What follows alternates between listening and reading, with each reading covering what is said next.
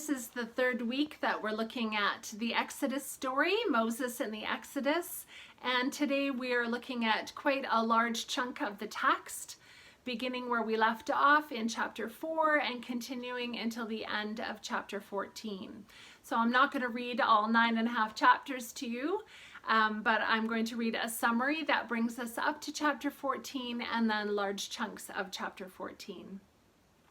I found this summary at sparknotes.com, but I did make quite a few changes to it for accuracy. So as we remember, God is concerned for the suffering of the Israelites who are enslaved in Egypt and speaks to Moses. A voice happens near the spectacle of a burning bush. God tells Moses of God's plan to return the Israelites to Canaan, a land flowing with milk and honey, and to send Moses back to Egypt to accomplish this task. Moses resists at first, citing his lack of eloquence and abilities, and refuses to go. God encourages Moses, presenting him with a staff for performing miracles and instructing Moses to take his brother Aaron with him as an aid. When Moses asks God what God's name is, God says, "I am who I am. I will be who I will be."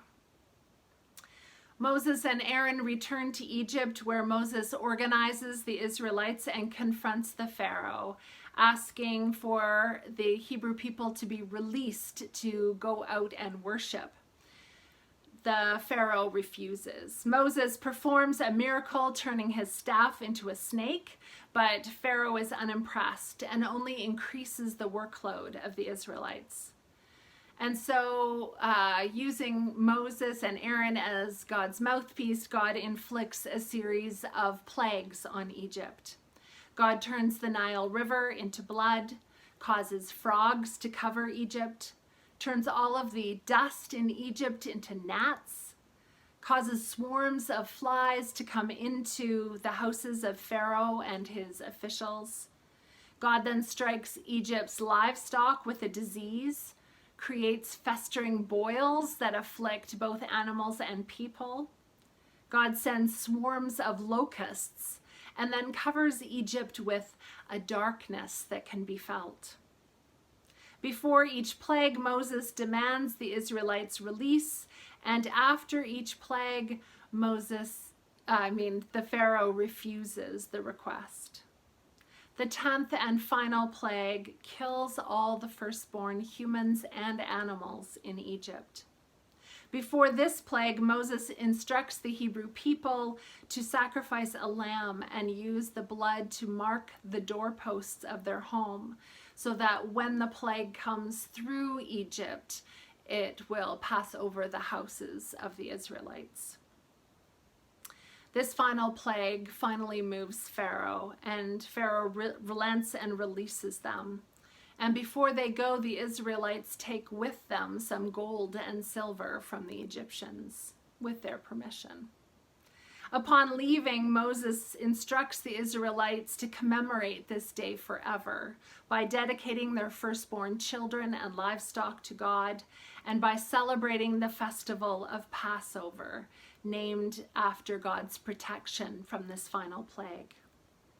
Guided by God, who appears as a pillar of cloud by day and a pillar of fire by night, Moses and the Israelites head west towards the sea.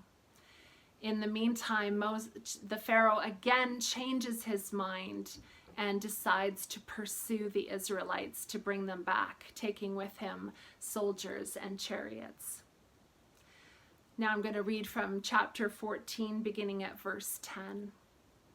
As Pharaoh drew near, the Israelites looked back, and there were the Egyptians advancing on them.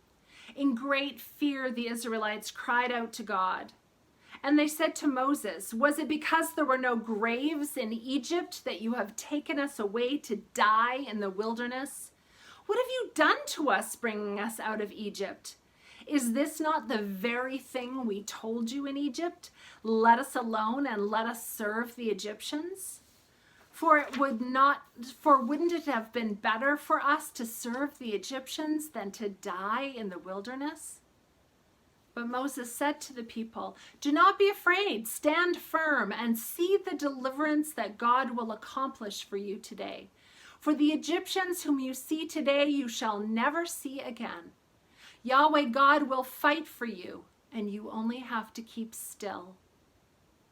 Then Yahweh God said to Moses, "Why do you cry out to me? Tell the Israelites to go forward. But you lift up your staff and stretch out your hand over the sea and divide it, that the Israelites may go into the sea on dry ground." And verse 19, the angel of God who was going before the Israelite army moved and went behind them, and the pillar of cloud moved from in front of them and took its place behind them. It came between the army of Egypt and the army of Israel. And so the cloud was there with the darkness, and it lit up the night. One did not come near the other all night.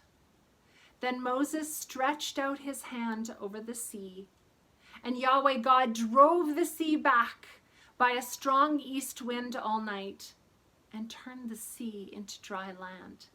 And the waters were divided. The Israelites went into the sea on dry ground, the waters forming a wall for them on their right and on their left.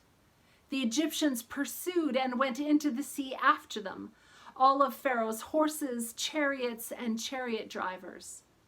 At the morning watch, the Lord in the pillar of fire and cloud looked down upon the Egyptian army and threw the Egyptian army into panic. God clogged their chariot wheels so that they turned with difficulty. The Egyptians said, "Let us flee from the Israelites, for God is fighting for them against Egypt." Then Yahweh God said to Moses, "Stretch out your hand over the sea so that the waters may come back upon the Egyptians, upon their chariots and chariot drivers." So Moses stretched out his hand over the sea, and at dawn the sea returned to its normal depth. As the Egyptians fled before it, the Lord tossed the Egyptians into the sea. The waters returned and covered the chariots and the chariot drivers, the entire army of Pharaoh that had followed them into the sea. Not one of them remained. But the Israelites walked on dry ground through the sea, the waters forming a wall for them on their right and on their left. Thus the Almighty saved Israel that day from the Egyptians, and Israel saw the Egyptians dead on the seashore. Israel saw the great work that the Lord did against the Egyptians. So the people feared God and believed in God and in his servant Moses.